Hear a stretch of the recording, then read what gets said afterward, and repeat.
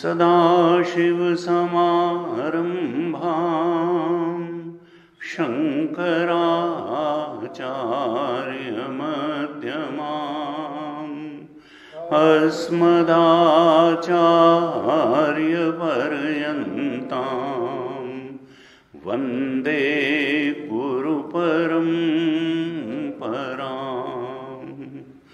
अज्ञानतिमिरान्धस्य ज्ञानाञ्जनशलाकया चक्षुरुन्मीलितं येन तस्मै श्री गुरवे नमः।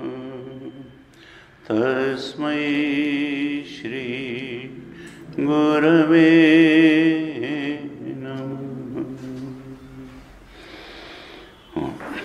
शांति मंत्र का पाठ करें। ओम शं नो मित्रः शं वरुणः शं नो भवत्वर्यमा शं न इंद्रो बृहस्पतिः शं नो विष्णुरुक्रमः नमो ब्रह्मणे नमस्ते वायो त्वमेव प्रत्यक्षं ब्रह्मासि त्वामेव प्रत्यक्षं ब्रह्म वदिष्यामि ऋतं वदिष्यामि सत्यं वदिष्यामि तन्माम् अवतु तद्वक्तारम् अवतु अवतु माम् अवतु वक्तारम्। ओम शांति शांति शांति।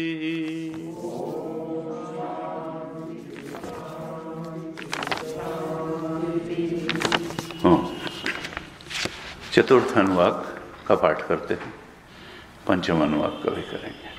पहले चतुर्थ अनुवाक का पाठ करते हैं। ब्रह्मानंद वल्ली चतुर्थ अनुवाक आप दोहराइए। यतो वाचो निवर्तन्ते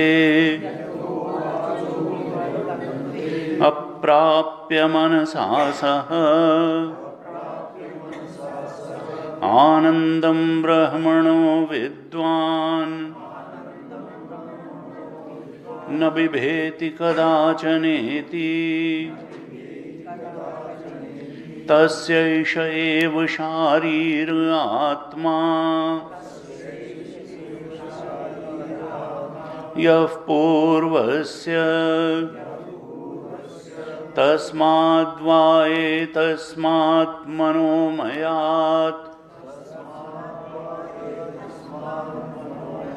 अन्योन्तरात्मा विज्ञानमयः तेनैष पूर्णः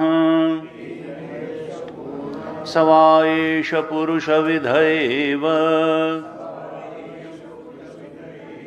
तस्य पुरुषविधताम् अन्वयं पुरुषविदः तस्य श्रद्धैव शिरः ऋतं दक्षिणः पक्षः सत्यमुत्तरः पक्षः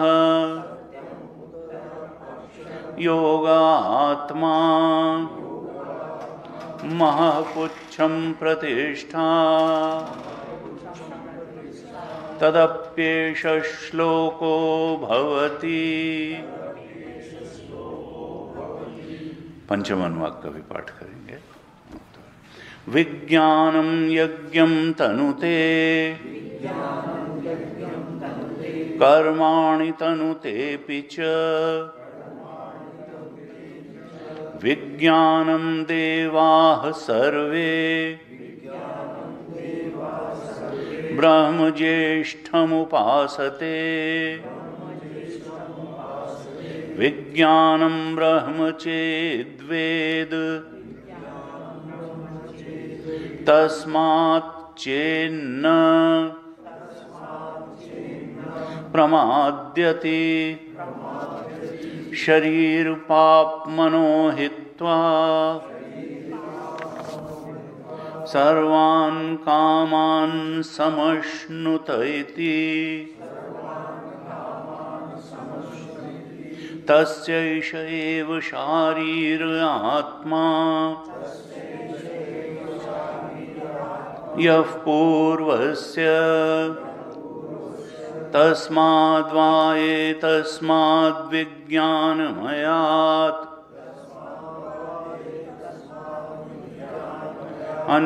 अन्योन्तरात्मा आनन्दमयः तेनैष पूर्णः स वा एष पुरुषविद एव तस्य पुरुषविधताम् अन्वयं पुरुषविदः तस्य प्रियमेव शिरः मोदो दक्षिणः पक्षः प्रमोद उत्तरः पक्षः आनंद आत्मा ब्रह्मपुच्छं प्रतिष्ठा तदप्येष श्लोको भवति।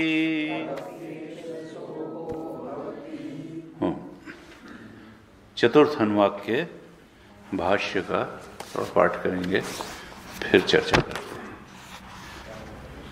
कैलाश आश्रम की किताब में 93 पेज पर है और इसमें गीता प्रेस की किताब में चतुर्थ अनुवाक है 121 पेज पे 121 पेज पे भाष्य का पाठ करते हैं।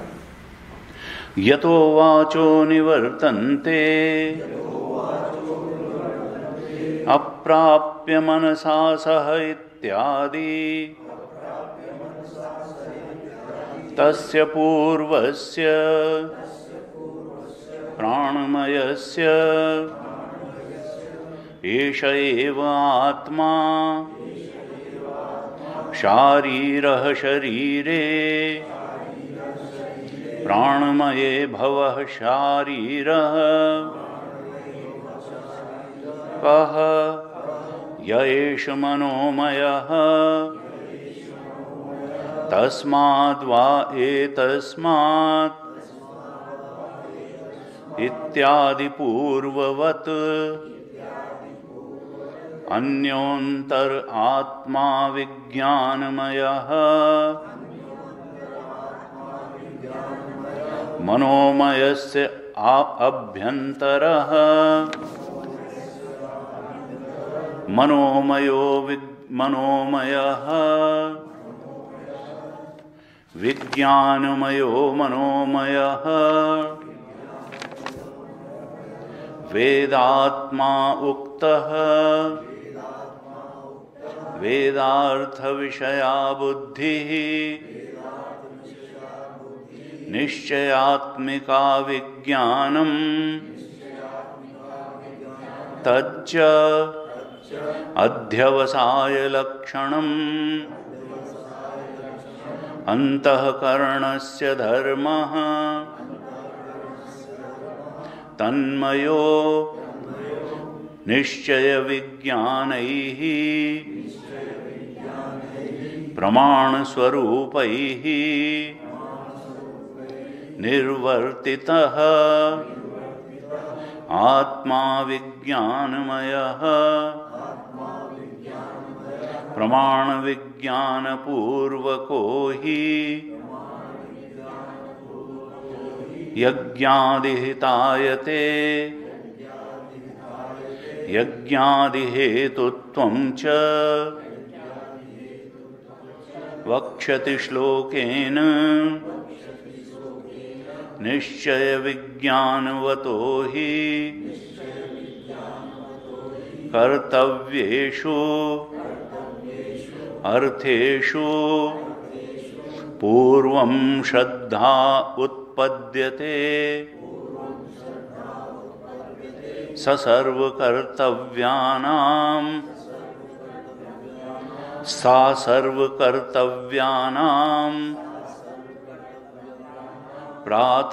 प्राथम्यात् शिर इव शिरः ऋतसत्ये यथा व्याख्याते एव योगो युक्तिः समाधानम् आत्मा इव आत्मा आत्मवतो हि युक्तस्य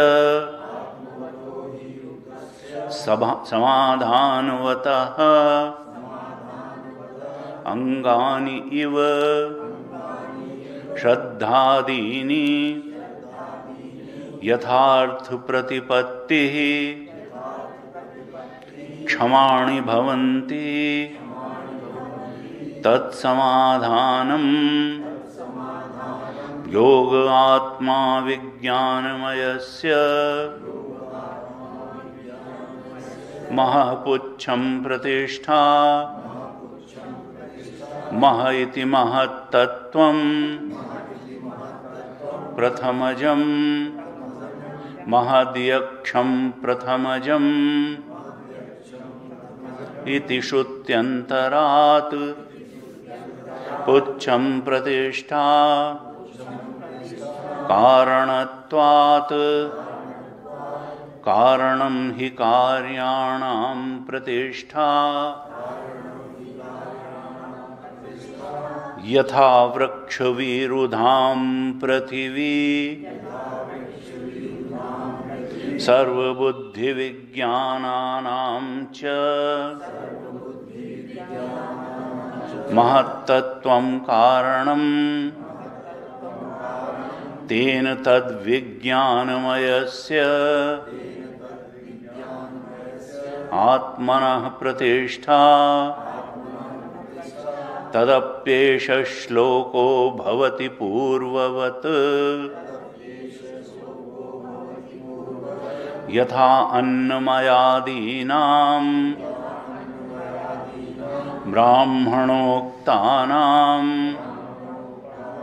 प्रकाशकाः श्लोकाः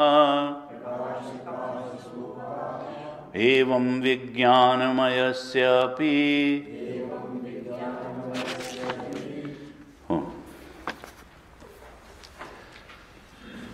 विज्ञान में आत्मा का वर्णन चल रहा है। इसके पूर्व में अन्नमय, प्राणमय और मनोमय, ये 3 आत्माओं का वर्णन श्रुति ने अपने मुख से किया। और एक मानव पक्षी के रूप में इनका वर्णन तित्तिर उपनिषद है। तित्तिर पक्षी का सिर, दाहिना पंख, बायां पंख और प्रतिष्ठा, पैर, आधार क्या है, और पुच्छम प्रतिष्ठा, पूंछ। तो 4 भागों में सिर बताया, दाहिना हाथ, और कहा कि देखो ये काल्पनिक है, ऐसा नहीं है कि इसमें वास्तव में कोई ऐसा भाग करना प्रारंभ कर दे, क्योंकि जो अविद्याकृत चीज होती है वो समझाने के लिए ही उसके भाग किए जा सकते हैं।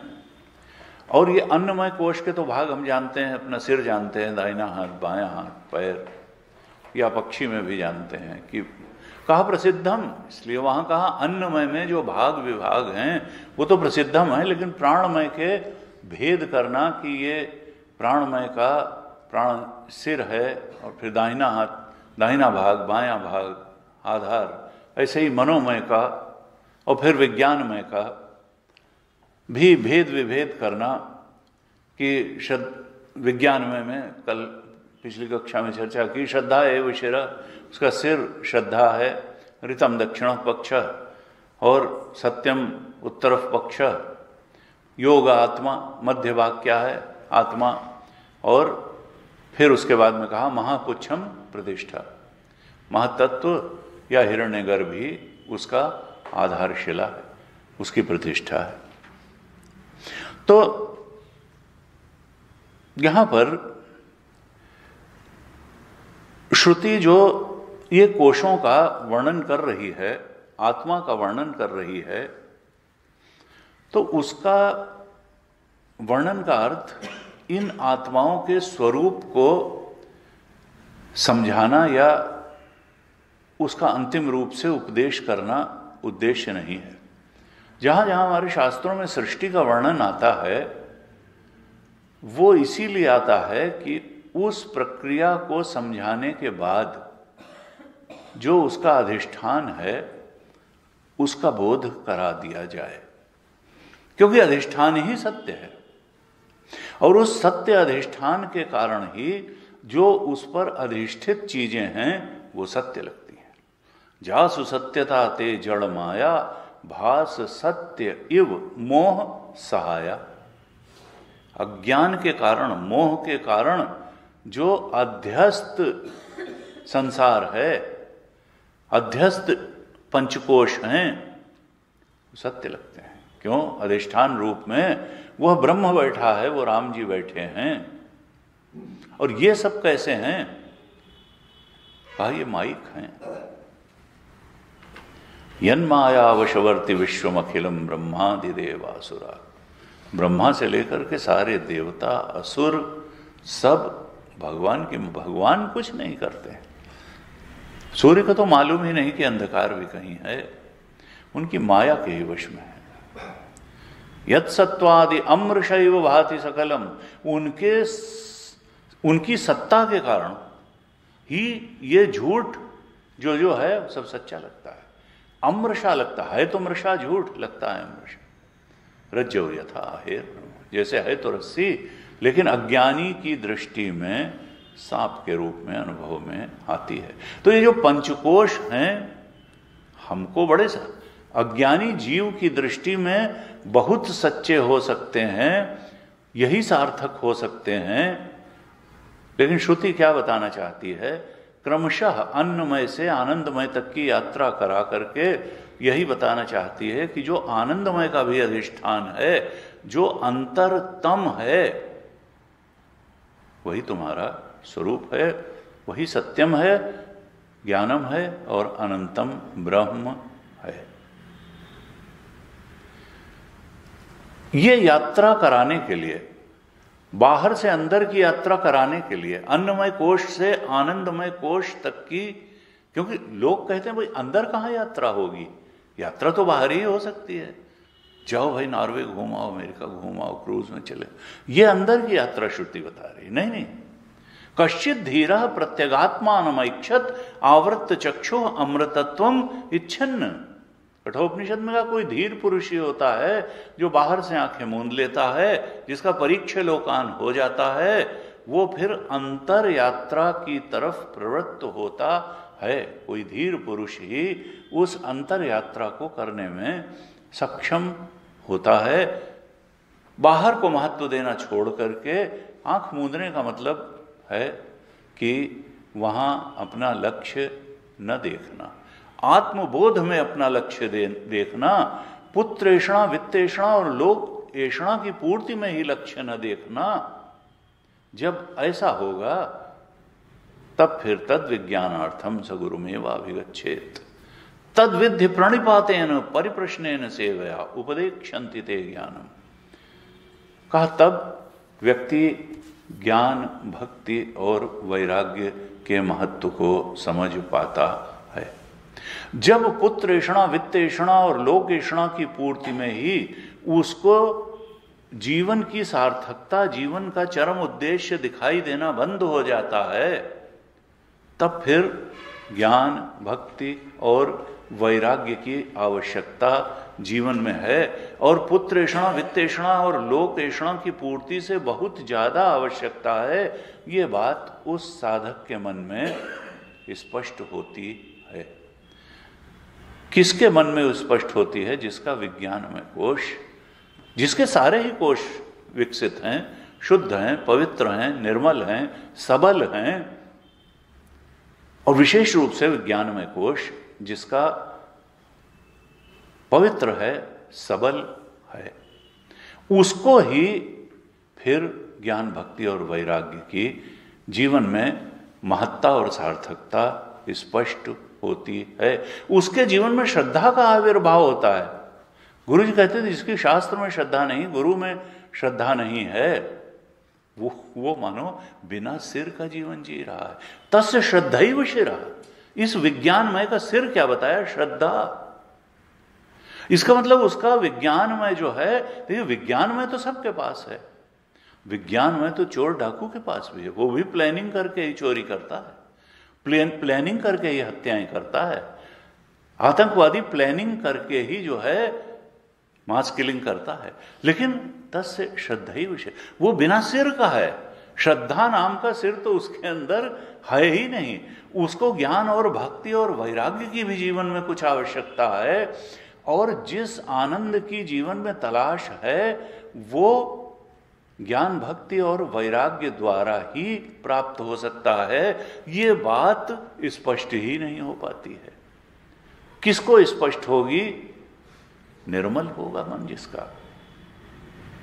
पुण्य पुंज बिनु मिलहि न संता, सत्संगति संसृति कर अंता। बिनु सत्संग न हरि कृपा, बिनु सत्संग न हरि कथा। सत्संग मिलेगा, कहा बिनु सत्संग विवेक न होई। विज्ञानमय कोश में क्या है? सत्या सत्य विवेकिनी प्रज्ञा। ये शुद्ध विज्ञानमय कोश का यही प्रतीक है कि वो सत्य और असत्य का ठीक तरह से विवेक करने में समर्थ होगा, जिसका विज्ञानमय कोश विकसित होगा।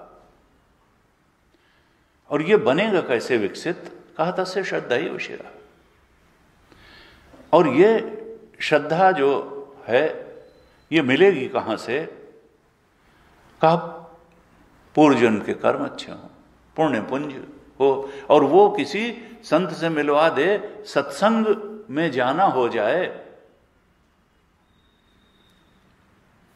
तो कहा कि ये विज्ञानमय कोश सबल बन सकता है, विवेकवान बन सकता है, ऋत और सत्य को धारण करने वाला बन सकता है, भक्ति से भरा हुआ बन सकता है, ध्यान करने में सक्षम बन सकता है। कहा कि बिनु सत्संग विवेक न होई, और राम कृपा बिनु सुलभ न सोई। बिना सत्संग के ये सबल नहीं बनेगा, और सत्संग मिलेगा कैसे? राम जी की कृपा से। और राम जी की कृपा सब पर क्यों नहीं करते हैं? कहा किस पर ज्यादा कृपा करेंगे? तो कहा कि देखो, जो उनका भक्त होगा, जो पुण्य पुंज ले करके आएगा, मनक्रम वचन छाण चतुराई, भजत कृपा करी हैं रघुराई। अब मोहि भा भरोसा हनुमंता, बिनु हरि कृपा मिला ही नहीं संता। तुलसीदास जी दो चीजें बताई कि जो भगवान की कृपा से मिलती हैं, एक तो संत और दूसरा सत्संग। बिनु हरि कृपा मिला ही नहीं संता। और सत्संग भी बिनु सत्संग विवेक न होई, राम कृपा बिनु सुलभ न सोई। यानी भगवत कृपा सत्संग के लिए भी जरूरी है और भगवत कृपा संत के मिलने के लिए भी जरूरी है। और वो कृपा मिलेगी कैसे? भगवान का भजन करने से ही मिलेगी। भगवान का भजन कैसे होगा? तो गीता में कहा, भाई अनन्याश्चिंतयन्तो माम ये जना पर्युपासते तेषाम सत्य नित्याभियुक्तानाम योगक्षेमम वाम। तुम अपने सारे चिंतन को मुझे समर्पित कर दो। मन क्रम वचन छाणी चतुराई भजत, यानी पुत्रेषण वित्तेषण लोकेषण की पूर्ति में ही। क्योंकि लोग तो इसी को चतुराई, हमने इतना पैसा कमा लिया, हमने इसी खरीद लिया, हमने ये कर लिया। कहा मनक्रम वचन छाण चतुराई भजत कृपा। तुम तो मुझे बड़ी चीज मानो। भगवान की प्राप्ति ब्रह्म बोध अंतरंग यात्रा करके इन आनंदमय और इन अन्नमय से लेकर आनंदमय के पांचों कोशों को एक टूल मानते हुए, इनमें मय बुद्धि को समेटते हुए अंत में इनका जो अधिष्ठान ब्रह्म तत्व है उसमें मय बुद्धि कर लो। तो बस यही तो भगवान की सर्वोच्च कृपा है, यही सत्संग का सबसे बड़ा लाभ है और यही सबसे बड़े आनंद की प्राप्ति है। चतुर्थ अनुवाक में प्रारंभ से ही कहा, यतो वाचो निवर्तन्ते अप्राप्य मनसा सह। देखो, आनंदम ब्रह्मणो विद्वान न विभेति कदाचनेति। उस आनंद ब्रह्म को प्राप्त करके, हमने पिछली कक्षा में चर्चा की थी, यहां पहली बार आनंद शब्द आया। आनंद ब्रह्म, अभी तक सत्यम ज्ञानम अनंतम ब्रह्म ही कहा था पहले श्लोक में। अब यहां पर आनंद ब्रह्म, यानी वो ब्रह्म केवल सत्स्वरूप ही नहीं है, वो ब्रह्म केवल चेतन स्वरूप ही नहीं है, वो ब्रह्म आनंद स्वरूप भी है। और जब तक उसके आनंद स्वरूप को नहीं जाना जाएगा, तब तक हम सब कुछ के बदले उसको लेने को तैयार नहीं होंगे। क्यों? और उससे सब कुछ से ज्यादा प्रेम भी नहीं कर पाएंगे। क्यों?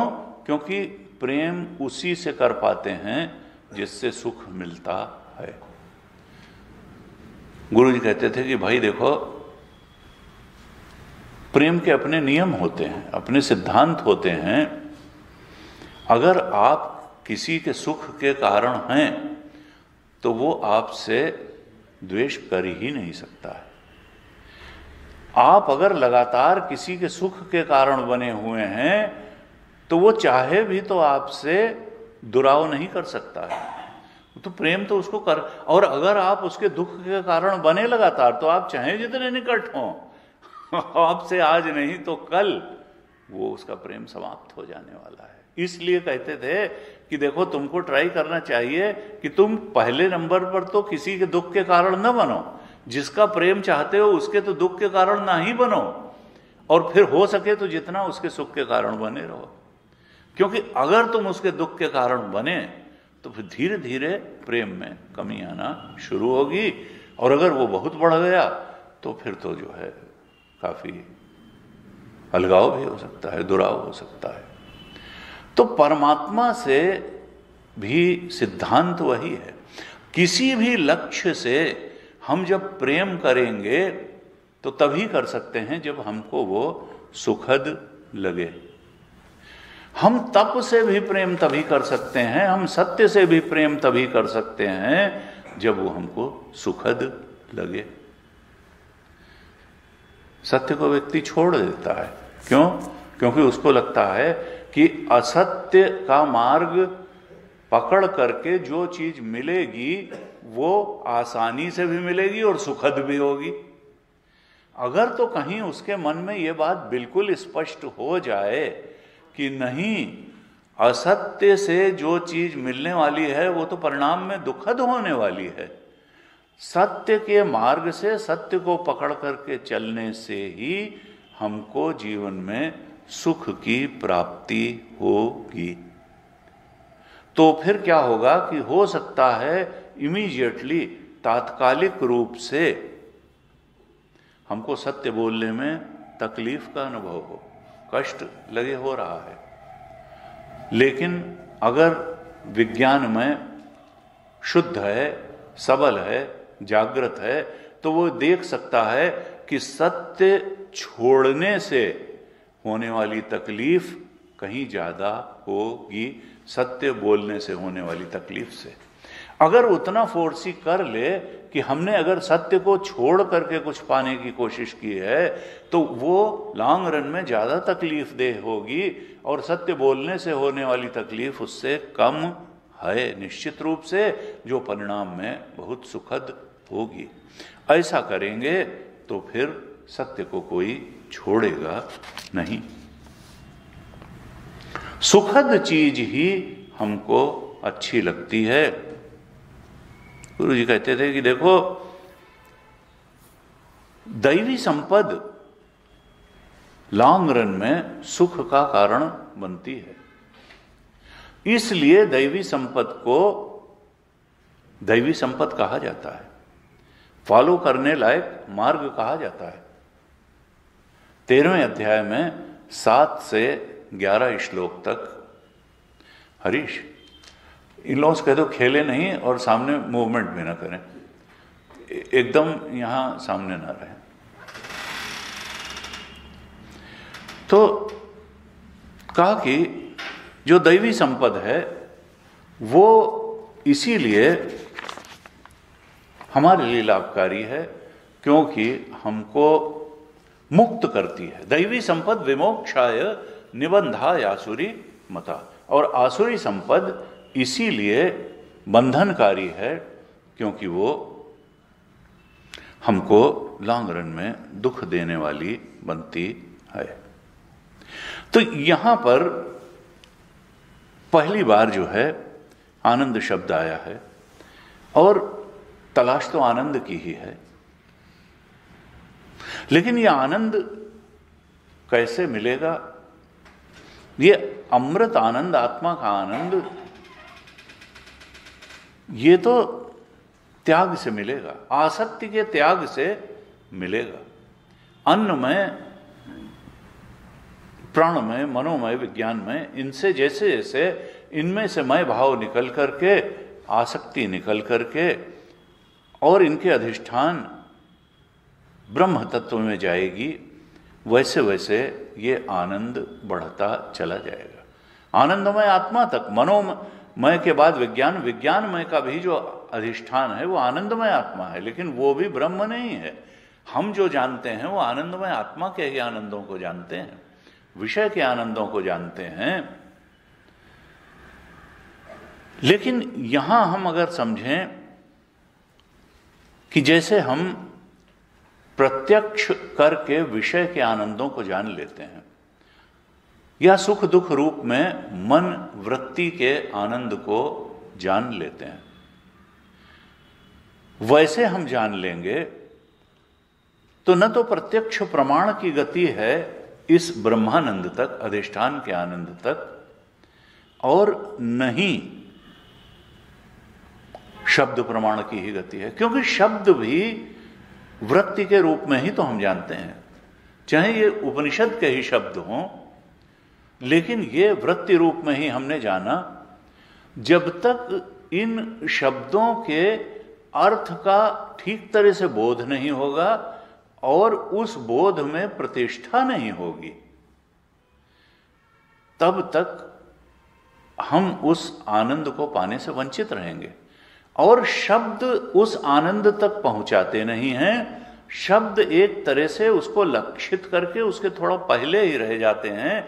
जैसे शाखा चंद्र न्याय ये इंगित करते हैं। रजनीश कहते थे ये सारे शास्त्र उस परमात्मा की तरफ उठी हुई उंगलियां हैं, यानी वो जिधर इशारा कर रही हैं वहां जाओ और उस आनंद को प्राप्त कर लो। लेकिन हम कई बार क्या करते हैं कि उंगली को ही परमात्मा मान करके उंगली को पकड़ लेते हैं, गीता के श्लोक ही रटना शुरू कर देते हैं और उपनिषद के मंत्र ही रटना शुरू करते हैं। ये परमात्मा की ओर उठी हुई उंगली, ये जिधर इशारा कर रही हैं, चल चल करके वहां जाना पड़ेगा और उसके बोध में प्रतिष्ठित होना पड़ेगा। उंगली परमात्मा नहीं है, उंगली जिधर इशारा। उपनिषद के शब्द परमात्मा नहीं है, वो शब्द जिधर इशारा कर रहे हैं और वो हमारा अपना स्वरूप ही है। वहां तक पहुंचना पड़ेगा। जो मार्ग बता रहे हैं उस मार्ग से पहुंचना पड़ेगा। अर्थात अंतर यात्रा, पंच कोशों में अंतर यात्रा सिद्ध करते करते यात्रा करने वाला कौन है? कोशों में तो यात्रा की जा रही है, यात्रा करने वाला कोशों से अलग है। घर वाला घर से अलग होता है। इन कोशों में रहने वाला कोशों से अलग है। चाहे अन्नमय में रहने वाला हो, चाहे प्राणमय में, चाहे मनोमय, चाहे विज्ञान में, चाहे कोशों में रहने वाला कोशों से अलग है। और वो फिर है क्या? कहा जो कोशों से काम लेने वाला है, कोशों को टूल बना करके उसमें घर वाला घर से अलग होता है। जो मेरा होता है, ये कोश मेरे स्थानीय है, जो मेरा होता है वो मैं नहीं होता, मैं मेरे से अलग होता है। गाड़ी से उसका ओनर अलग होता है, घर से उसका ओनर अलग होता है, पंच कोशों से उसका ओनर अलग है। लेकिन उसके रहने से ही इनका महत्व है और उसके लिए इनका महत्व है। लेकिन कहा कि देखो जो प्रत्यक्ष प्रमाण हैं, आंख से हम उसको देख के जान लेंगे, कान से सुन के जान लेंगे, त्वचा से, ये ऐसे नहीं। यतो वाचो निवर्तन्ते, ये वाणी वहां तक नहीं जा पाती है। उस आनंद के बोध में वाणी नहीं प्रतिष्ठित कर पाएगी। उस आनंदमय आत्मा के स्वरूप का बोध हां लखा देगी वाणी, वाणी मार्ग दिखा देगी, और मन भी वहां तक नहीं जा पाएगा, वहां से पहले ही लौट आएगा। न तो प्रत्यक्ष प्रमाण की वहां तक गति है, न वहां तक शब्द प्रमाण की गति है। वहां तक तो तुमको खुद ही जाना पड़ेगा।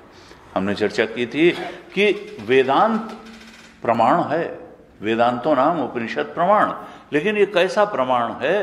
कहा ये गलत बात को हटा देने वाला प्रमाण है, व्यावर्तक प्रमाण है। ये तत्व बोधक, तत्व का ज्ञापक प्रमाण नहीं है। तत्व तो हमारा स्वरूप ही है।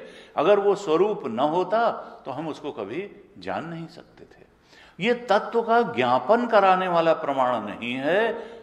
ये तो जो अतद वृत्ति है, जो मिथ्या धारणाएं हैं मैं के बारे में, उनका व्यावर्तन करने वाला ही प्रमाण है। ऐसे बताया। कहा देखो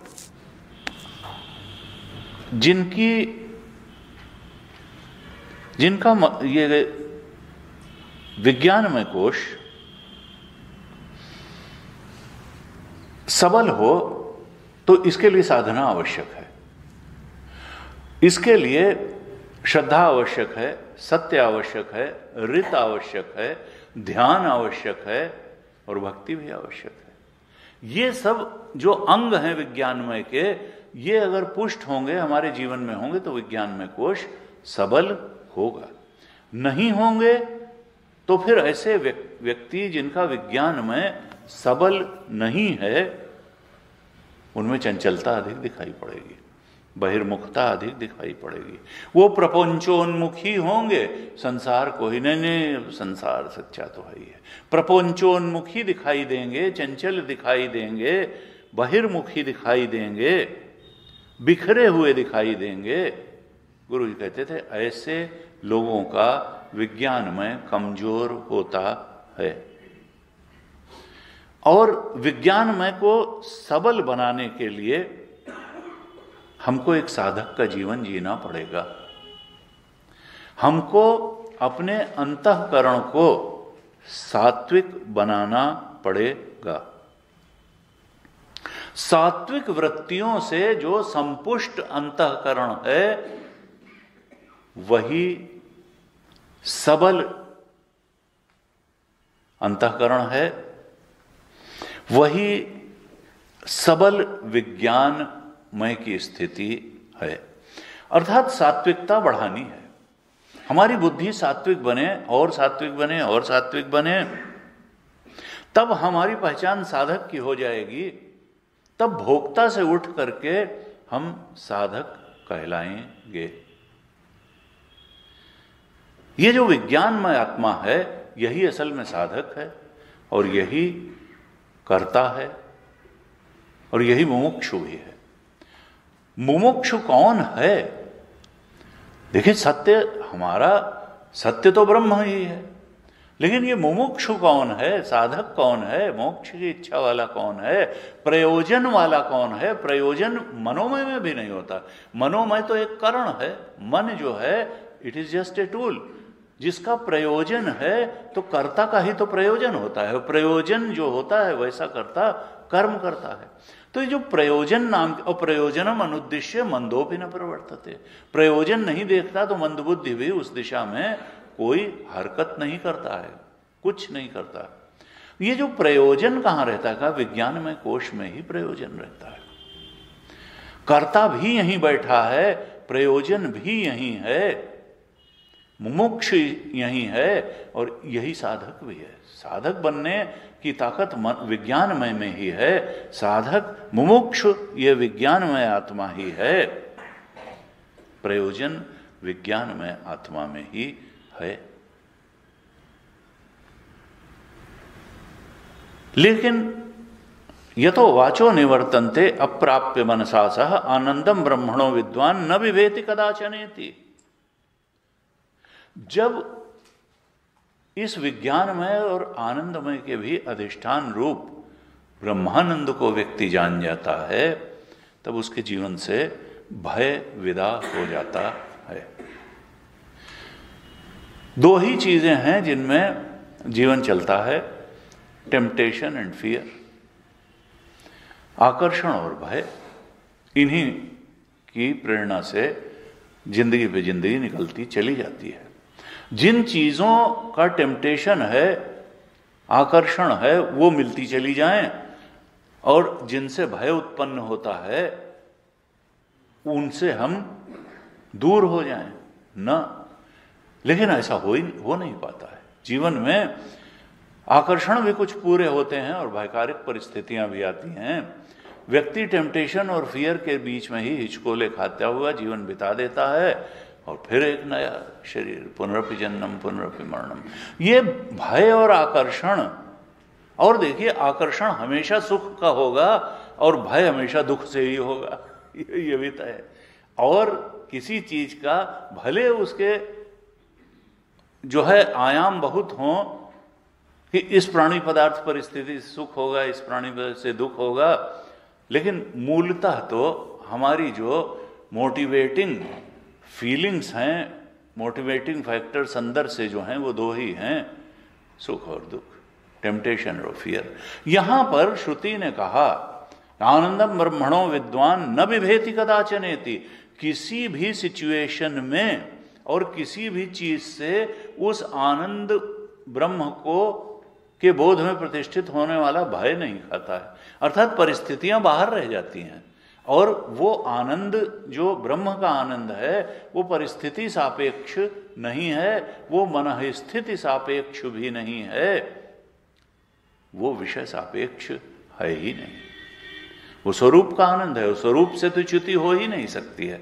इसलिए भय विदा हो जाता है जीवन से, और ये तो इम्प्लाइड हो जाना चाहिए कि आकर्षण भी विदा हो जाता है। क्योंकि अगर ये हो ही नहीं सकता कि भय विदा हो जाए और आकर्षण बना रहे। अर्थात जिस चीज से भय या आकर्षण होता था उसका मिथ्यात्व प्रकट हो जाता है, और जिसको भय या आकर्षण होता था उसका भी मिथ्यात्व प्रकट हो जाता है। ये विज्ञान में जो कर्ता और भोक्ता आनंद में था, ये कर्ता तो विज्ञान में ही तो कर्ता बन करके बैठा हुआ था। जब विज्ञान में ही मिथ्या हो गया, काल्पनिक हो गया, अविद्याकृत हो गया, तो जिसको टेम्पटेशन फियर होते थे वो भी अविद्या सिद्ध हो गया, और जिन चीजों का टेम्पटेशन फियर होता था वो भी अविद्या सिद्ध हो गई। तो फिर अब काहे का टेम्पटेशन और काहे का फियर? अब तो जो अधिष्ठान ब्रह्म है, आनंदम ब्रह्म है, बस उसी में शाश्वत स्थिति हो गई, क्योंकि वो मरना है नहीं, वो तो सत्यम है, वो तो अनंतम है, और वो तो ज्ञान स्वरूप है, और यहां कह दिया वो आनंदम ब्रह्म है। अब चाहिए और क्या? तो भाग दौड़ खत्म हो गई। जो सबसे बड़ी चीज थी, जो कभी जा ही नहीं सकती थी, उसको पा लिया, जो एक बार मिलने के बाद जाने वाली है नहीं। न विभेद कदाचन थी। भगवान भाष्यकार ने भाष्य लिखा, यतो वाचो निवर्तन्ते अप्राप्य मनसा सह इत्यादि। मन के सहित वाणी जहां से उसे न पाकर के लौट आती है, इत्यादि उस पूर्वोक्त, बस ये जो है सह इत्यादि, तस्य पूर्वस्य प्राणमयस्य एष एव आत्मा शारीरः शरीरे प्राणमय भव शारीरः। उस पूर्वोक्त प्राणमय का यही शरीर अर्थात प्राणमय शरीर में रहने वाला आत्मा है। कह कौन? यह एष जो मनोमय है। भाष्यकार ने यतो वाचो निवर्तन्ते अप्राप्य मनसा सह पर भाष्य लिखा। उसके बाद में तस्यैष एव शारीर आत्मा, यह पूर्वस्य पर भाष्य लिखा, और 2 लाइनें आनंदम ब्रह्मणो विद्वान न विभेद कदाचनेति, इसको गोल करके इस पर भाष्य ही नहीं लिखा, इस पर भाष्य ही नहीं लिखा। क्यों? क्योंकि श्रुति ने यहां पर शायद कृपा करके हम लोगों को ये बताने के लिए कि कहीं साधक ये न समझ ले कि ये सब बेकार की चर्चा हो क्यों रही है। अन्नमय कोश, प्राणमय कोश, मनोमय कोश, विज्ञानमय कोश, धीरे से उसने बता दिया कि उस आनंदम ब्रह्मणो विद्वान न विभेद, उसका बोध कराने के लिए हम कर रहे हैं। लेकिन भाष्यकार को लगा यहां पर अभी इसको एक्सप्लेन करना ठीक नहीं है, ये तो जब आनंदमय कोश का भी अधिष्ठान वो ब्रह्म आएगा तब इस पर ज्यादा भाष्य लिखेंगे। ये अभी यहां पर इस प्रसंग को ज्यादा डिटेल में खोलना ठीक नहीं है। तो उन्होंने 2 शब्द भी नहीं लिखे इन दोनों लाइनों पर कि आनंदम ब्रह्मणो विद्वान न विभेद के। क्यों? क्योंकि ये तो सबसे अंतिम बात होने वाली है। जब आनंदमय आत्मा के भी अधिष्ठान की बात आएगी, पुच्छम ब्रह्म पुच्छम प्रतिष्ठा, आनंदमय आत्मा का भी जो अधिष्ठान है वो असल में ब्रह्म है, तो वहां पर भाष्यकार इसको और डिटेल में लिखेंगे। उन्होंने अभी यहां बस इसके पहले वाले प्राणमय की बात की, फिर मनोमय की बात की, और विज्ञानमय की बात करेंगे। कहते हैं कह यह एष मनोमय, ये कौन है जो प्राणमय के अंदर रहने वाला, प्राणमय का भी आत्मा है। कहा ये मनोमय आत्मा है, और मनोमय से आभ्यंतर विज्ञानमय, जो मनोमय के भी अंदर रहने वाला आत्मा है, कहा वो विज्ञानमय है।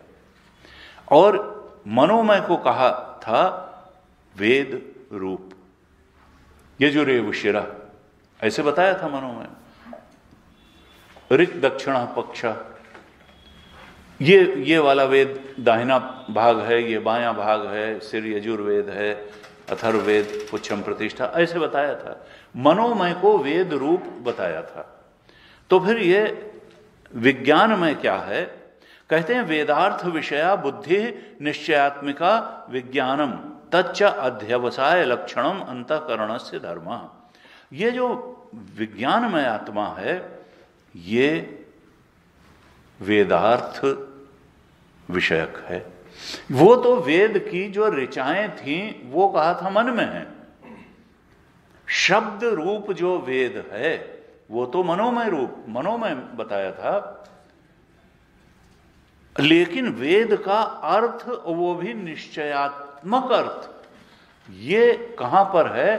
कहा विज्ञानमय में जो है वो अर्थ रूप है। देखिए, शब्द से अर्थ बहुत बड़ा होता है। शब्द का अर्थ जब समझ में आता है और अर्थ के भी बोध में गहराई से व्यक्ति प्रतिष्ठित हो जाता है, तब उसका आनंद भी अनुभव में आता है। कहा वेदार्थ विषया बुद्धि निश्चयात्मिका विज्ञानम। बुद्धि जो है वेद के अर्थ को विषय करती है और निश्चय पूर्वक विषय करती है, असंदिग्ध रूप से विषय करती है। जब बुद्धि ऐसा कर पाती है, वेद के अर्थ को निश्चयात्मिका असंदिग्ध रूप से विषय कर, तो कहा वो जो है फिर विज्ञानमय आत्मा के दायरे में आता है। तच्च अध्यवसाय लक्षणम अंतःकरणस्य धर्म। ये विज्ञान जो है ये अंतःकरण का कौन सा धर्म है? निश्चयात्मिका वृत्ति वाला धर्म है। हमने कई बार इस पर चर्चा की। जब निश्चय हो जाता है कि नहीं, वेद जो मनोमय रूप था वो उस वेद के वाक्य का यही और यही अर्थ है, उसको कोई डाउट ही नहीं रह जाता। अध्यवसाय लक्षणम, यह अध्यवसाय लक्षण मतलब है निश्चय पूर्वक उसके अर्थ को सुनिश्चित कर लेना। Knowledge free from doubts and vagueness. न तो कोई डाउट है उस ज्ञान में, न कोई वेगनेस है। निश्चयात्मिका विज्ञानम अध्यवसाय लक्षणम अंतर, ऐसे मन के उस धर्म को फिर ये स्वरूप है विज्ञानमय का। कहा तन्मयो निश्चय विज्ञान ही प्रमाण स्वरूप ही निर्वर्तित आत्मा विज्ञानमय। तन्मयो निश्चय विज्ञान ही प्रमाण स्वरूप ही, ये जो निश्चयात्मिका वृत्ति जब आ गई अंतःकरण में, वेद की ऋचाओं का बिल्कुल स्पष्ट रूप से अर्थ बुद्धि में प्रकट हो गया। कहा तन्मय, तो उससे जो उपहित चेतन है, निश्चयात्मक अर्थ से, देखिए चेतन की ही ये बातें हो रही हैं, इसीलिए आत्मा आत्मा शब्द आ रहा है। अन्नमय आत्मा, प्राणमय आत्मा, मनोमय आत्मा, विज्ञानमय आत्मा, आनंदमय आत्मा। यानी जब वह चेतन अन्नमय की उपाधि वाला हो करके अनुभव में आता है, तो कैसा अनुभव में आता है? अन्नमय आत्मा के रूप में। जब वही चेतन प्राणमय की उपाधि से उपहित होकर अनुभव में आता है, तो प्राणमय आत्मा के रूप में अनुभव में आता है। जब वही चेतन मनोमय की उपाधि से उपहित होकर के अनुभव में आता है, तो देखिए वो तो जैसा है वैसा है, उपाधि उसको इस तरह से अनुभव में ले आती है।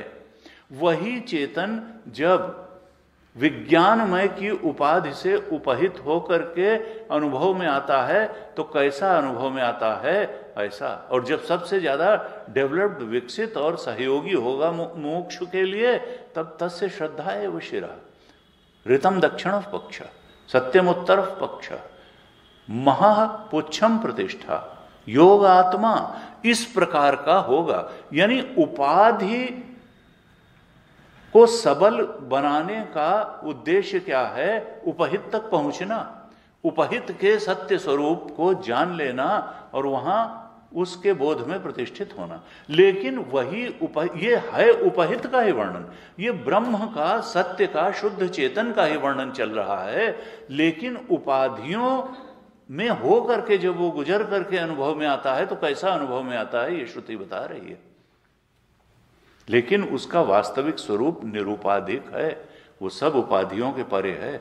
लेकिन हमें तो वो उपाधि वाला होकर के ही अनुभव में आता है। हम तो अन्नमय कोश को ही बहुत सत्य मान के बैठे हैं, प्राणमय को ही सत्य मान के बैठे हैं, मनोमय विज्ञानमय को आनंदमय को सत्य मान के बैठे हैं।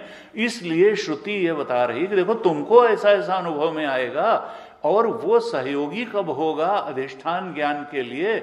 जब तस्य श्रद्धा एव शिरः, जब विज्ञानमय में श्रद्धा बढ़ जाएगी, रित के पक्ष दक्षिण पक्ष हो जाएगा, सत्य भी उतर आएगा, रित भी उतर आएगा। जब महापुच्छम प्रतिष्ठा उसका विज्ञानमय का आधार भक्ति बन जाएगी, इष्ट हमारे बन जाएंगे विज्ञानमय का आधार, और ध्यान लगने लगेगा, योग आत्मा हो जाएगा, तब फिर समझो वो जो उपाधि है वो उपहित तक पहुंचाने वाला साधन बन जाएगी। उपाधि विज्ञानमय की उपाधि से उपहित हो करके वही शुद्ध चेतन ब्रह्म तत्व ऐसा अनुभव में आता है। अभी आनंदमय की भी उपाधि से उपहित होकर, लेकिन इनका सबका उद्देश्य क्या है? उपाधि को उपाधि रूप से जान लेना। और उपाधि मिथ्या होती है, उपहित ही सत्य होता है। अविद्या की उपाधि से ही रस्सी सांप दिखती है, अविद्या की उपाधि से ही वो शुद्ध चेतन पंचकोशों के रूप में अनुभव में आता है, अविद्या की उपाधि से ही वह परमात्मा जगत के रूप में अनुभव में आता है। ये तो माया कृत है। तो कहा कि तन्मयो निश्चय विज्ञान ही प्रमाण स्वरूप ही निर्वर्तित आत्मा विज्ञानमय। जो निश्चयात्मिका वृत्तियों के विज्ञान से उपहित चेतन आत्मा है,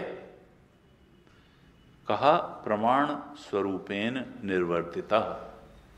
अब वो जब वेद के अर्थ के बोध में को जान लेता है, उसमें प्रतिष्ठित हो जाता है, तो मानो अब वो प्रमाण के संपर्क में आ गया और प्रमाण से ही यथार्थ ज्ञान होता है। निश्चयात्मक ज्ञान कहा प्रमाण विज्ञान पूर्वको ही यज्ञादेह तायते। अगर प्रामाणिक ज्ञान न हो, वेद के ऋचाओं का ठीक ठीक अर्थ बोध न हो, तो फिर कर्म भी ठीक से हो नहीं पाएगा। कहा यज्ञादेह तायते, किसी भी कर्म के पहले प्रामाणिक ज्ञान होना आवश्यक है। यानी कर्म से ज्यादा महत्व ज्ञान का है। ज्ञान जिसका जितना ठीक होगा उसका कर्म भी उतना ठीक होगा।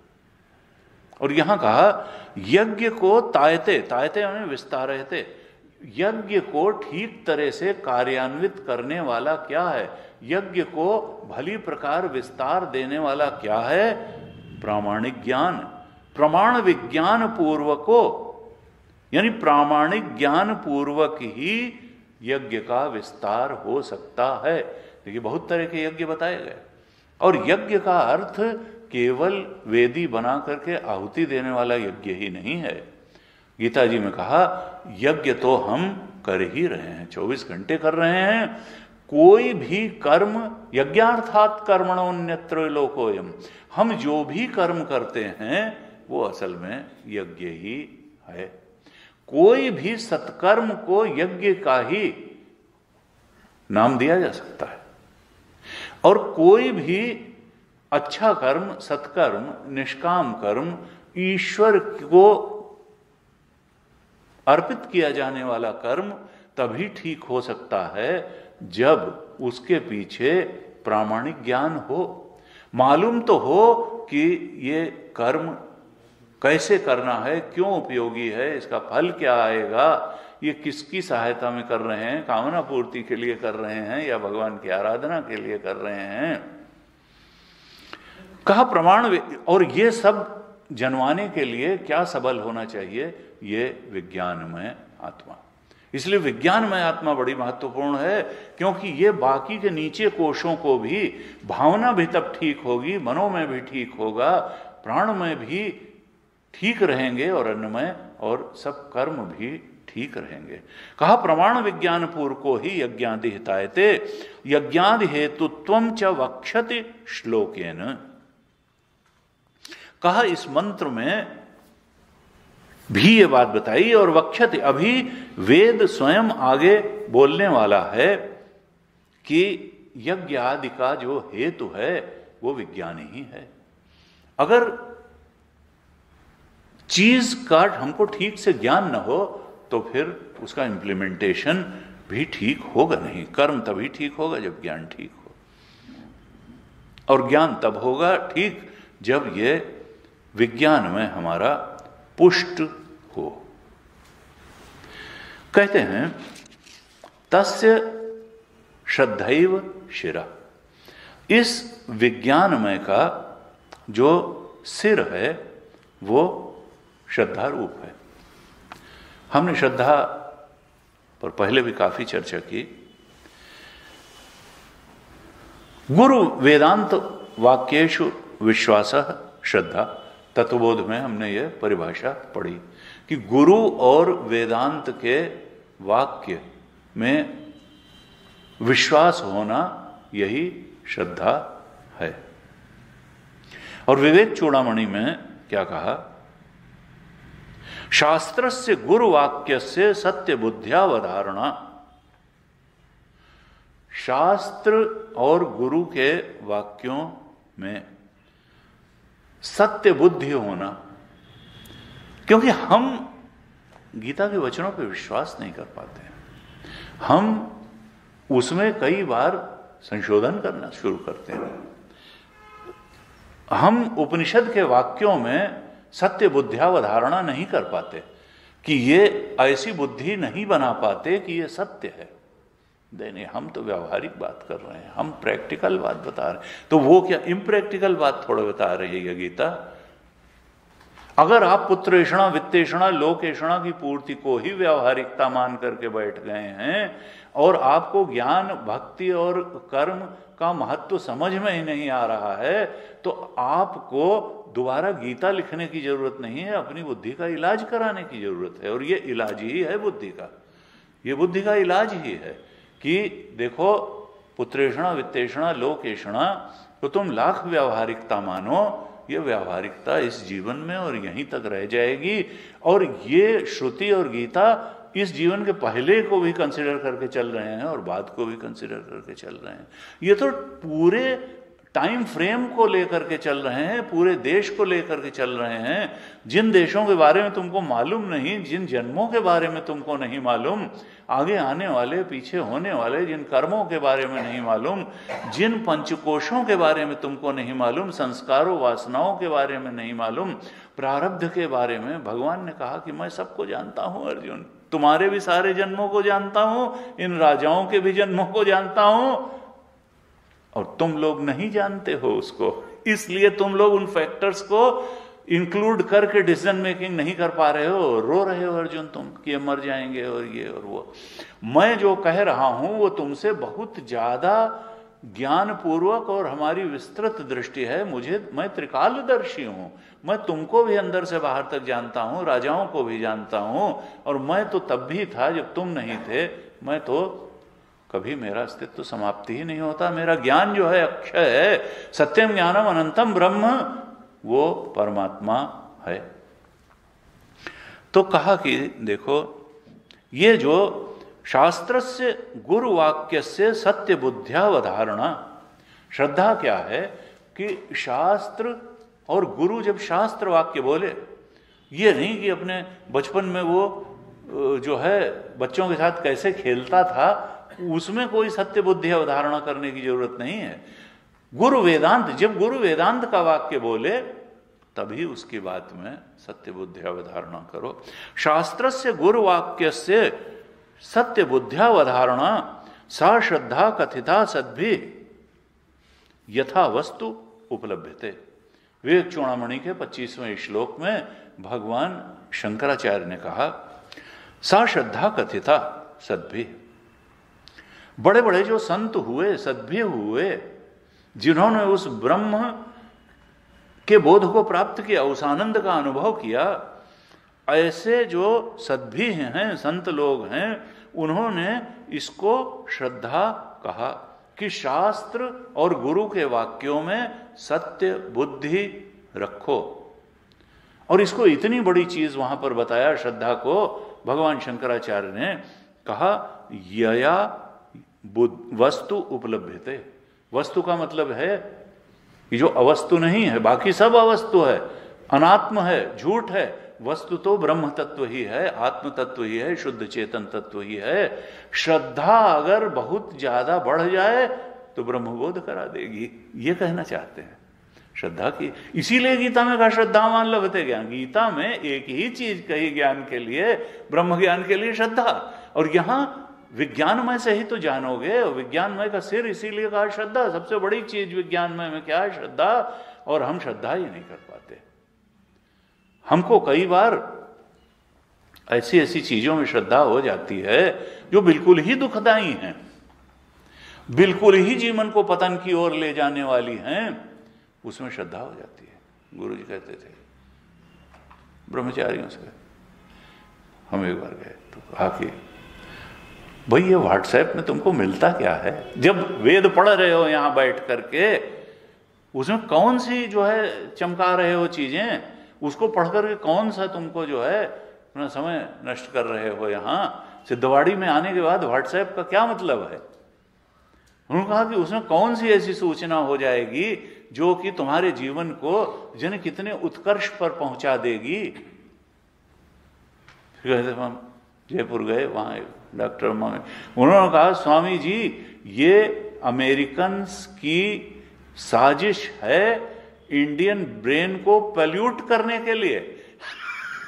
ये इंडियन ब्रेन को खराब करने और नष्ट करने के लिए बहुत बड़ी अंतर्राष्ट्रीय ये जो है साजिश है कि ये लोग अपने संस्कारों को भूल जाएं, अपनी जो श्रेष्ठ बातें हैं उनको भूल जाएं, और बस हर तरीके की वाहियात बात में इनके माइंड को डाइवर्जन मिल जाए। और उसके लिए सस्ता से सस्ता जो है इंटरनेट और फ्री वेबसाइट्स सब परोस करके अपना रख दो। तो वो कहते थे भाई देखो, ये देखो तो कि तुम्हारे लिए श्रद्धा काहे में है, किस बात में श्रद्धा है? व्हाट्सएप में ही श्रद्धा है, फेसबुक में ही श्रद्धा है। उन्होंने कहा कि और उसको जस्टिफाई भी करते हैं। कहते थे हमारे ही पढ़ाए हुए लड़के हम जाते हैं तो कर रहे हैं, फिर वो कहते हैं अरे गुरु जी इट इज वेरी गुड, ये बड़ा इंफॉर्मेटिव है। उन्होंने कहा कि ये इंफॉर्मेटिव होते होते ही डाइवर्टिव भी हो जाएगा, इतना ज्यादा डाइवर्जन कर देगा कि वेद और जो है उपनिषद एक कोने में रह जाएंगे और यही डोमिनेट करता चला जाएगा, तुम्हारा सारा समय ले जाएगा। तो कहा कि देखो तस्य श्रद्धा एव शिरा। रामचंद्र शुक्ल जी हुए, उन्होंने चिंतामणि लिखी, आईएएस के हिंदी के सिलेबस में उसके 10 निबंध, भावनाओं पर उन्होंने निबंध लिखे। लोभ और प्रीति, उत्साह, उसी में श्रद्धा पर भी लिखा। उन्होंने कहा महत्व की आनंदमय स्वीकृति ही श्रद्धा है। जनरली क्या होता है कि दूसरे की बढ़ती देख करके व्यक्ति को अपना व्यक्तित्व दबा हुआ लगने लगता है और जल्दी व्यक्ति दूसरे की को स्वीकार नहीं कर पाता है। अपना तो थोड़ी सी हल्की बात को भी वो बड़ी बात बना करके बताना चाहता है और दूसरे की बड़ी बात को भी नकारना चाहता है, अवॉइड करना चाहता है। रामचंद्र शुक्ल जी ने लिखा महत्व की आनंदमय स्वीकृति ही श्रद्धा है। किसी व्यक्ति, किसी संत, किसी सद्गुणी को आप स्वीकार कर पाएं और आनंद पूर्वक स्वीकार कर पाएं, उसमें श्रद्धा कर पाएं, ये बहुत बड़ी बात है जीवन में। गुरु जी कहते थे बेचारे हैं वो लोग जिनके जीवन में कोई श्रद्धालु ही नहीं है। वो ना अपने पिता पे श्रद्धा कर पाते हैं, ना माता पे, ना टीचर पे। सदगुरु तो कोई मिलता ही नहीं उनको, हर एक में उनको कमी ही दिखाई देती है। कहा कि ये जो है जो वो लोग बहुत बेचारे हैं जिनके जीवन में किसी श्रद्धालु का आगमन ही नहीं हुआ।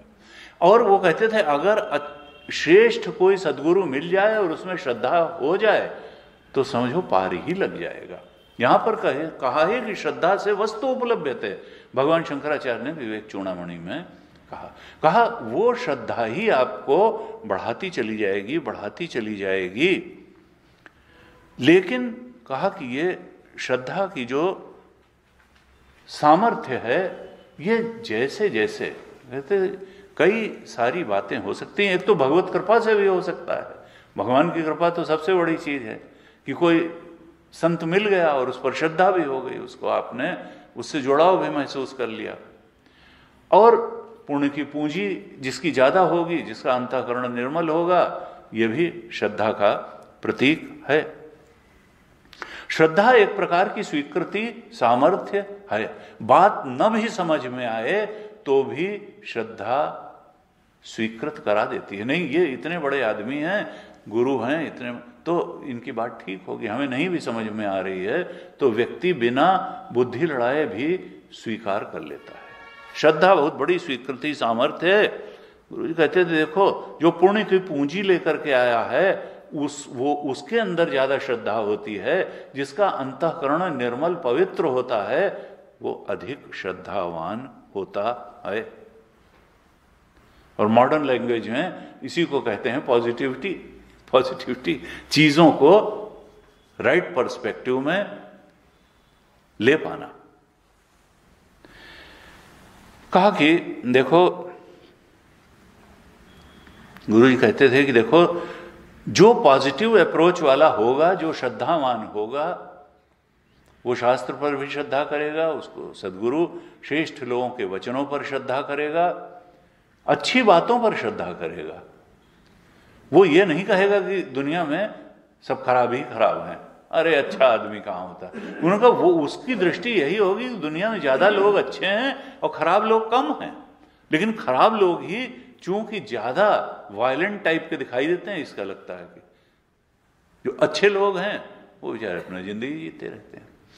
का श्रद्धा बहुत बड़ी चीज है, लेकिन श्रद्धेय जो है उसकी महिमा का अनुभव करना और उसके सामने प्रसन्नता का अनुभव करना, लघुता का अनुभव न करना कि अरे हमसे ज्यादा टैलेंटेड आदमी आ गया, हमसे ज्यादा सद्गुणी आ गया तो हम दब गए। नहीं नहीं, प्रसन्नता का अनुभव, चलो थोड़ा इसका सानिध्य मिल गया। तो कहा कि तस्य श्रद्धा एव शिरा। इस विज्ञानमय का जो सिर है, भगवान शंकराचार्य ने लिखा निश्चय विज्ञानवतो ही कर्तव्येषु अर्थेषु पूर्वम श्रद्धा उत्पद्यते। कहा विज्ञानमय आत्मा जो है ये तो निश्चयात्मिका बुद्धि वृत्ति वाला है और किसी भी कर्तव्य को करने में इस निश्चयात्मिका वृत्ति की ही सबसे पहली जरूरत होती है। स्पष्टता, बौद्धिक स्पष्टता बहुत आवश्यक है। और कहा कि उसके भी पहले कर्तव्य अर्थेषु पूर्वम श्रद्धा उत्पद्यते। अगर श्रद्धा नहीं होगी लक्ष्य में तो कभी व्यक्ति उसको पाने का प्रयास ही नहीं करेगा। कर्तव्य और प्रयोजन, अर्थ, कर्तव्य अर्थेषु पूर्वम श्रद्धा उत्पद्यते। कर्तव्य और प्रयोजन के भी पहले क्या होना चाहिए? श्रद्धा। जिस चीज को पाने में श्रद्धा होगी वही हमको कर्तव्य लगेगा, वही अर्थपूर्ण, वही हमारा प्रयोजन बनेगा। इसलिए कहा कि सबसे पहली आवश्यकता तो श्रद्धा है। सा सर्व कर्तव्यानाम प्राथम्यात् शिर इव शिरः। सारे ही कर्तव्यों में जो सबसे प्राथमिक बात निकल करके आती है वो है श्रद्धा।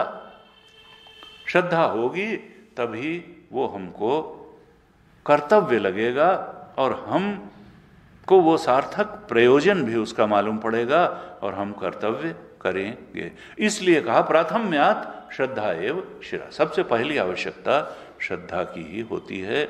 श्रद्धा ही सिर है विज्ञानमय का, और ये साधक के लिए सबसे महत्वपूर्ण आत्मा कोश है, क्योंकि ये सब में अन्वित भी है।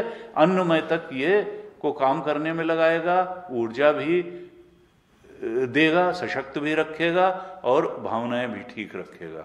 इसलिए यही तो साधक है, यही तो मुमुक्षु है। कहा ऋतम दक्षिणा पक्ष, ये जो इसका दाहिना भाग है वो है ऋतम।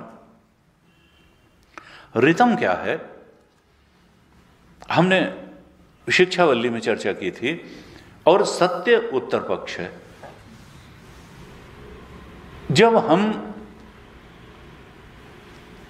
किसी काम को करने चलते हैं तो पहले तो हमको कर्तव्य का निश्चय करना ही होता है कि हमको क्या करना है और क्या नहीं करना है। किसी भी सरकमस्टेंस में, किसी भी सिचुएशन में, किसी भी परिस्थिति में हमारा कर्तव्य क्या है, क्या होना चाहिए। अर्जुन भ्रमित हो गया था। क्यों? क्योंकि ऋतम जो है वो विज्ञान में कोश गड़बड़ा गया था। कर्तव्य के संबंध में निश्चयात्मिका बुद्धि नहीं बन पा रही थी, और निश्चयात्मिका बुद्धि भी अपने डेटा के हिसाब से नहीं, शास्त्र के अनुसार, इन ए गिवन सरकमस्टेंस, शास्त्र के अनुसार हमारा क्या कर्तव्य बनता है। इसके लिए शास्त्र का ज्ञान भी होना चाहिए, वर्ण आश्रम धर्म का ज्ञान होना चाहिए। शास्त्र इन एक स्थिति में हमारा क्या कर्तव्य, तो बुद्धि में शास्त्र के अनुसार कर्तव्य का स्पष्ट रूप से निर्णय होना, निश्चय होना, यही कहा ऋतम। यह है ऋतम। बौद्धिक रूप से कर्तव्य के संबंध में कोई भेद भ्रम नहीं है, कोई संदेह नहीं है कि हाँ, शास्त्र के अनुसार यही हमारा कर्तव्य है। ये स्पष्टता अगर हो जाए अंतःकरण में, बुद्धि में, तो समझो ऋतम जो है हमारा इस विज्ञानमय का जो दाहिना भाग है वो मजबूत हो गया, वो अच्छा हो गया। ऋतम दक्षिणा पक्ष, कर्तव्य का स्पष्ट बोध है शास्त्र के अनुसार, एकदम स्पष्ट और दृढ़ निश्चय है कि हम ये करेंगे ही, निश्चयात्मिका वृत्ति भी हो। और कहा सत्यम उत्तरफ पक्ष, सत्य का, तो ये ऋतम का अर्थ क्या है? ज्ञान शक्ति, परसीव करने की क्षमता, एनालाइज करने की क्षमता, और विल टू एक्ट, बस यहां तक जो है ऋतम आया। और सत्यम उत्तर, सत्य क्या है? वाक् कायाभ्याम संपाद्यमानम सत्यम। जब हम जो निश्चय हुआ है कर्तव्य का, शास्त्र अनुसार कर्तव्य का बुद्धि में दृढ़ निश्चय हुआ है, उसी के अनुसार बोलें और उसी के अनुसार करें, तो यह है सत्य। सत्य जो है वो क्रिया शक्ति का ठीक ठीक इस्तेमाल है। ऋतम ज्ञान शक्ति का बिल्कुल ठीक तरह से हमारे अंदर विकास हो, स्पष्ट रूप से कर्तव्य का निर्णय और निश्चय हो जाए, और ज्ञान उस निश्चय को क्रियान्वयन ठीक तरीके से हम कर दें, तो समझो जो माया पक्ष है सत्यम, वो भी बलशाली हो गया। तो निश्चय भी हो और इंप्लीमेंटेशन भी हो, उस निश्चय का कार्यान्वयन भी हो, तब सत्यम भी आ गया जीवन में, ऋतम भी आ गया। और फिर कहा योग आत्मा। योग का अर्थ क्या है? भाष्यकार ने लिखा ऋत सत्य यथा व्याख्याते एव। अब यहां दोबारा उन्होंने नहीं लिखा, कहा यथा व्याख्याते। शिक्षावल्ली में खूब हमने इसका व्याख्यान कर दिया है, वैसे ही फिर योग के ऊपर लिखा योगो युक्ति समाधानम आत्मा इव आत्मा आत्मवतो ही युक्तस्य समाधानवतः अंगानि इव श्रद्धादीनि यथार्थ प्रतिपत्ति क्षमाणि भवन्ति तस्मात् समाधानम योग आत्मा विज्ञानमयस्य। कहा योगो युक्ति है समाधानम। योग जो है वो आत्मा है, अर्थात मध्य भाग है। देखिए मध्य भाग भी बड़ा महत्वपूर्ण होता है। शिर तो महत्वपूर्ण है, सभी महत्वपूर्ण हैं, कहा ये योग आत्मा है, यानी समाधान आत्मा है। विज्ञानमय का आत्मा मध्य भाग क्या है? योग। योग का अर्थ क्या? समाधान। यानी ये इस विज्ञानमय की आत्मा है। आत्मतो युक्तस्य, कहा जो इस समाधान रूप योग आत्मा, योग रूप, समाधान रूप, ध्यान रूप। देखिए, जो षट संपत्ति हमने जब अध्ययन किया तो कहा शम, दम, उपरति, तितिक्षा, श्रद्धा और समाधान। वहां जो छठी संपत्ति थी वो क्या थी? समाधान। उसका मतलब क्या था? चित्त एकाग्रता, चित्त की एकाग्रता। यही तो भगवान शंकराचार्य ने तत्वबोध में समाधान की जो परिभाषा दी थी, चित्त एकाग्रता ध्यानम, चित्त का की एकाग्रता अर्थात ध्यान, इसी को कहा समाधान। यहां योग का अर्थ यही किया, योग आत्मा, यानी चित्त की जो एकाग्रता है वही इस विज्ञानमय कोश की आत्मा है। योग, योग का मतलब क्या कहा? चित्त की एकाग्रता। एकाग्रता कब होगी? जब लक्ष्येतर बातों से चित्त को हम हटाने में समर्थ होंगे और लक्ष्य की ओर बढ़ाने वाली बातों में ही चित्त को लगाने में समर्थ होंगे। अर्थात जो लक्ष्येतर बातें हैं उनसे समेट पाना चित्त को और लक्ष्यनिष्ठ बातों में एकाग्र कर पाना। अभ्यासेन तो कौन्तेय वैराग्येण च गृह्यते। अभ्यास और वैराग्य, बेकार की बातों से हटाने का अभ्यास और सार्थक बात में लगाने का अभ्यास। बेकार की बातों से हटाने का अर्थ है वैराग्य और लक्ष्यनिष्ठ बात में लगाने का अर्थ है अभ्यास। इसीलिए कहा चंचलम हि मनः कृष्ण प्रमाथि बलवद्रम तेषाहम निग्रहम मन्ये वायोरिव सुदुष्करम असंशयम महाबाहो मनोदुर्निग्रहम चलम अभ्यासेन तो कौन्तेय वैराग्येण च गृह्यते। छठे अध्याय में ध्यान योग के भगवान ने कहा नहीं, ध्यान किया जाए, मन को पकड़ा जा सकता है, वैसे कठिन है, लेकिन अभ्यासेन तो कौन्तेय, जो बेकार का चिंतन है, व्यर्थ का चिंतन है, वहां से अपने मन को हटाओ और सार्थक चिंतन में मन का निवेश करो। ऐसे अगर करोगे, अब ये क्या है? यहां उपरति गुरु जी कहते थे कि देखो ये हो कब जाएगा? जब श्रद्धा हो, तुम्हारा लक्ष्य से प्रेम हो, क्योंकि बहुत दबा दबा करके बहुत दिन नहीं चलता मामला। ये लगे कि ब्रह्मबोध की कोई आवश्यकता है, इस उपनिषद में इन पंचकोशों को ठीक तरह से समझने और इनके अधिष्ठान तक पहुंचने की आवश्यकता है।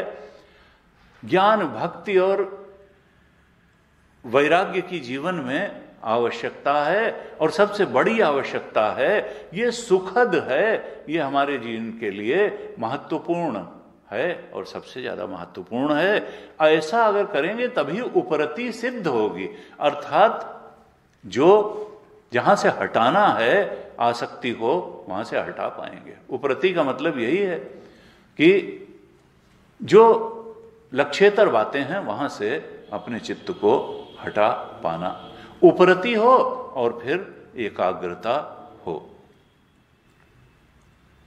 तो चित्त का निवेश कहां करना है?